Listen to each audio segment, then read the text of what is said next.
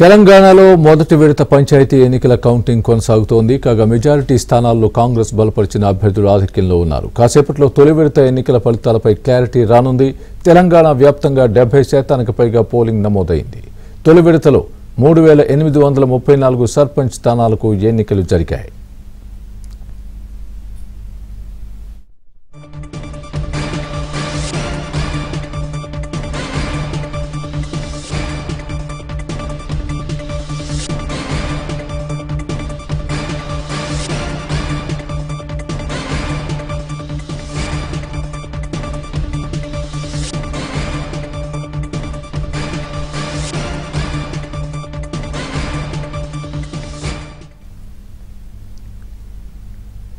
తెలంగాణలో మొదటి విడత పంచాయతీ ఎన్నికల కౌంటింగ్ కొనసాగుతోంది. కాగా మెజారిటీ స్థానాల్లో కాంగ్రెస్ బలపరిచిన అభ్యర్థులు ఆధిక్యంలో ఉన్నారు.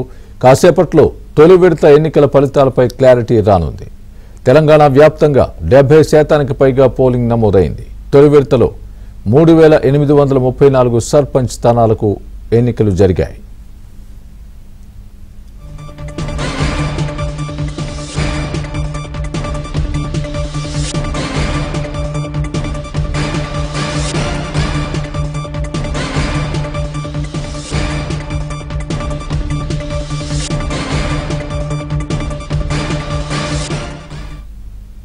పంచాయతీ ఎన్నికల ఓట్ల లెక్కింపుకు సంబంధించి మరింత సమాచారం వరంగల్ నుంచి మా ప్రతినిధి నవీన్, అదేవిధంగా కరీంనగర్ నుంచి శ్రీనివాస్ ఉన్నారు లైవ్లో. వాళ్ళని అడిగి అక్కడ అప్డేట్ తెలుసుకునే ప్రయత్నం చేద్దాం.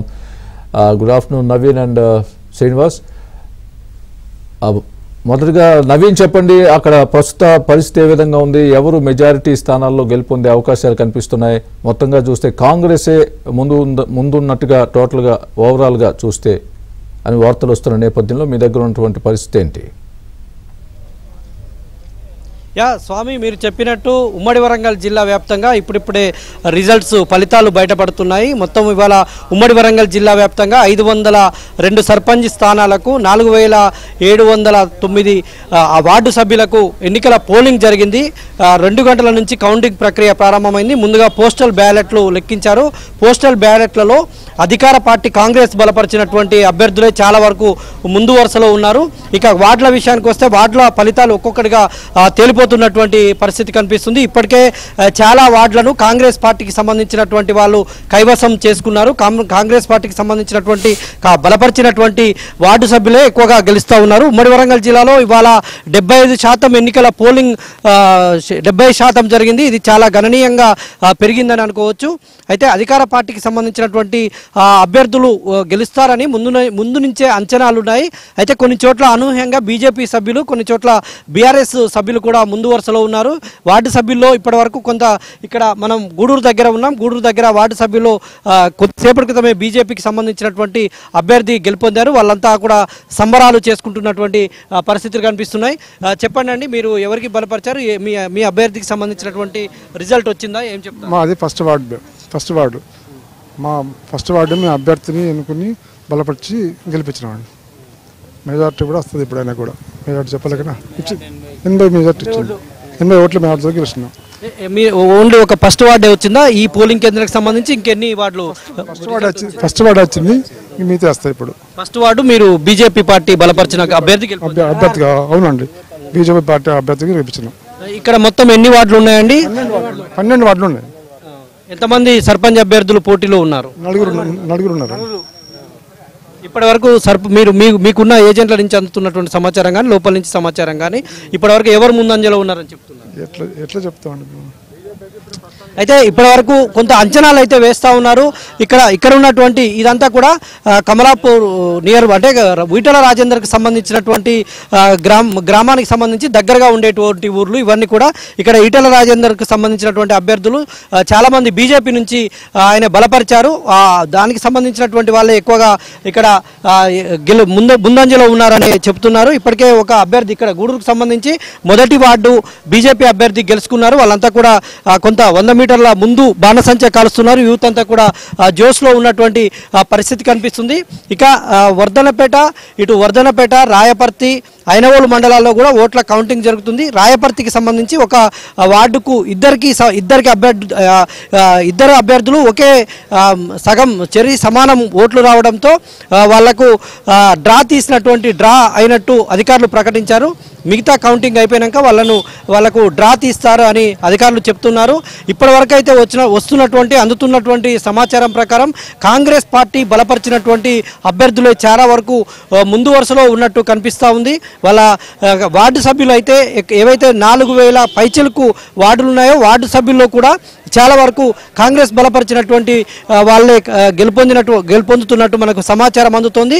ఇక హుజూరాబాద్ నియోజకవర్గానికి సంబంధించి ఇటు కమలాపూర్ ప్రాంతం, ఇది కమలాపూర్ మండలంలో కూడా సర్పంచ్ అభ్యర్థి బీజేపీ ఈటల రాజేందర్ బలపరిచినటువంటి పబ్బు సతీషే ముందు వరుసలో ఉన్నట్టు సమాచారం అందుతుంది. ఇక మొత్తంగా ఈ ప్రాంతంలో ఇటు హన్మకొండ జిల్లాలో అయితే ఎక్కువగా కాంగ్రెస్ అభ్యర్థులు ఉన్నారు. ఇటు మహబూబాబాద్ మనం పరిశీలించినట్లయితే మహబూబాబాద్లో కూడా కాంగ్రెస్ అభ్యర్థులే ముందు వరుసలో ఉన్నారు. ఇక వరంగల్ జిల్లాలో కూడా 5 మండలాలకు ఎన్నికల పోలింగ్ జరుగుతుంది. ఆ మండలాల్లో కూడా అధికార పార్టీ బలపరిచినటువంటి అభ్యర్థులే ముందు వరుసలో ఉన్నట్టు మనకు సమాచారం అందుతుంది. యూత్ అంతా కూడా కొంత జోష్లో ఉన్నారు. గ్రామాల్లో కొంత సందడి వాతావరణం అయితే కనిపిస్తుంది. ఏం చెప్తారండి, మీ పార్టీ అభ్యర్థి గెలుపొందారా ఏంటి? మీరందరూ ఇక్కడ గుమికూడి సంబరాలు చేసుకుంటున్నారు కదా. మా పార్టీ అంటే పార్టీ కళాదారు ముందు గెలుస్తాడని బీజేపీ పార్టీ క్యాండిడేట్ గెలుస్తాడు. మీరు బలపరిచారా బీజేపీ పార్టీ? బలపరచలే కానీ మీరేం చెప్తారండి?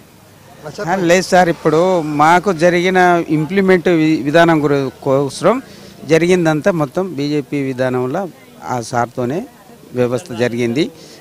ఏ సారు? ఈటల రాజేందర్ ఆయన ఆధ్వర్యంలో జరిగిన ఇంప్లిమెంట్ ఇష్యూను దృష్టిలో పెట్టుకునే ఆల్రెడీ అందరు మొత్తం ఈటల రాజేందర్ మద్దతు తెలిపిన వారే అభ్యర్థులు ఇక్కడ గెలుపొందుతున్నారు. అవును సార్. ఎంతమంది ఉన్నారు ఇక్కడ? 10 మెంబర్స్ దాకా. వార్డు సభ్యులు 12 మంది, సర్పంచ్ అభ్యర్థి 12 కానీ ఇక ఆల్రెడీ విధానం అయితే మొత్తం 4. ఇది కమలాపూర్ మండలానికి వస్తుంది కదా. మొత్తం ఎన్ని చోట్ల అభ్యర్థులు ముందు వరుసలో ఉన్నట్టు మీకు సమాచారం ఉంది? ఇప్పుడు మొత్తం మీదనైతే 5 వార్డు మెంబర్లు ఇప్పుడు ముందు అంజలో ఉన్నట్టు మాకు ఇన్ఫర్మేషన్ ఉన్నది. గూడూరుకు సంబంధించి ఇక అక్కడికి కమలాపూర్ సంబంధించి మీ వాళ్ళంతా అక్కడ బాణసంచ కాలుస్తున్నారుగా, మీరు కూడా సంబరాలు జరుపుకుంటున్నారా? మాకు ఉత్సాహం ఉంటుంది కదా సార్, ఉంటుంది కాబట్టి మేము ఆల్రెడీ అందులో పాల్గొనాలి. కానీ ఇక్కడ మేము ఆల్రెడీ వీళ్ళను అది చేసుకుంటున్నాం. చాలా చోట్ల ఆల్రెడీ ఇప్పుడు సంబంధంగా కలార్ గారు గెలుస్తారు, భారీ ఎత్తున గెలుస్తారు. అన్ని వార్డులలో ఖరారు చేసిన అభ్యర్థులు అందరు గెలుస్తారు.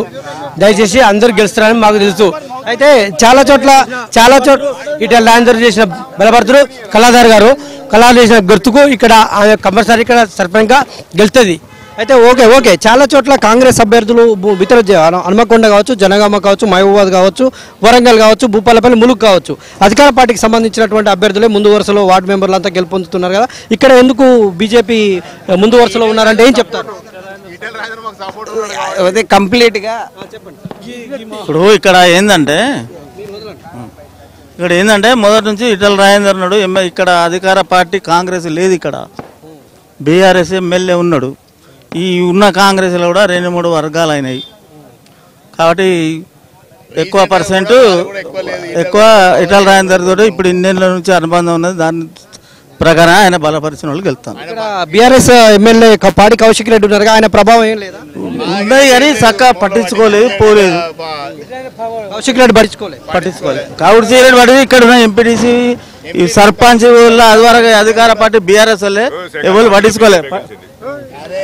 ఇది స్థానికులు ఈటల రాజేందర్ ప్రభావం అయితే ఈ మండలం మీద ఉన్నట్టు స్పష్టంగా కనిపిస్తోంది. ఇటు కమలాపూర్ మండలంలో ఈటల రాజేందర్ చాలా మంది అభ్యర్థులను బలపరిచి ఆయన సొంతంగా ఇక్కడ ఉండి ఆయన సొంత గ్రామం కావడంతో ఇక్కడే ఉండి చాలా రోజుల నుంచి కోఆర్డినేట్ చేస్తూ తిరుగుతున్నాడు కాబట్టి ఆయనకు సంబంధించినటువంటి అభ్యర్థులు అయితే ఇక్కడ గెలుస్తున్నటువంటి పరిస్థితి కనిపిస్తోంది. స్వామి, ఓవరాల్గా అయితే ఉమ్మడి వరంగల్ జిల్లాకు సంబంధించి చాలా చోట్ల అధికార పార్టీ అభ్యర్థులే ముందు వరుసలో ఉన్నట్టు సమాచారం అందుతుంది. చాలా సాయంత్రానికల్లా అంటే 2-3 వేల ఓట్లున్నటువంటి వారి రిజల్ట్స్ అయితే తొందరగా తెలిసేటువంటి మరో గంటలో మొత్తం తెలిసేటువంటి అవకాశం ఉంది.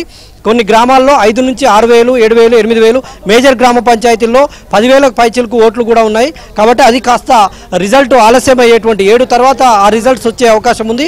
7 లోపు అయితే ఈ 4,000, 5,000, 6,000కు సంబంధించినటువంటి గ్రామాలు ఏవైతే ఓటర్లు ఉన్నారో వాళ్ళ రిజల్ట్స్ అయితే వచ్చేటువంటి అవకాశం కనిపిస్తుంది. ఇప్పటి వరకు అందుతున్నటువంటి సమాచారం ప్రకారం అయితే కాంగ్రెస్ పార్టీకి సంబంధించినటువంటి బలపరిచినటువంటి అధికార పార్టీకి సంబంధించినటువంటి అభ్యర్థులే ముందు వరుసలో ఉన్నట్టు ఇక్కడ